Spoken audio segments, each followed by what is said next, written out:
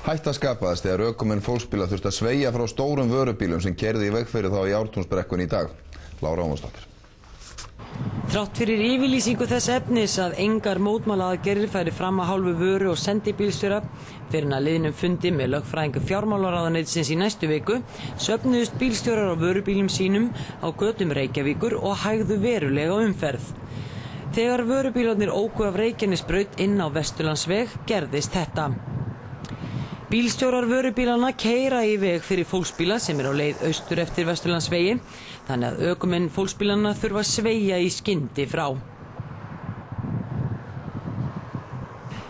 Samkvæmt upplýsingu frá umferðardeild lögreglunnar á höfuðborgarsvæðinu þá aksturslag sem þetta bannað með lögum.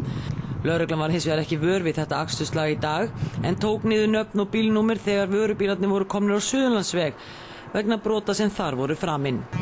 Allt í allt hefur umferðardeildin tekið skýrslur af hátt í 30 vörubílstjórum undanfarnar vikur þar sem þeir hafa réttarstöðu sakbornings. Gætu þeir átt von á sektum eða ákærum eftir atvikum. Þau mál í hefðbundnum farvegi að sögn Kristjáns Óla Guðnasonar aðstoðar yfirlögregluþjóns.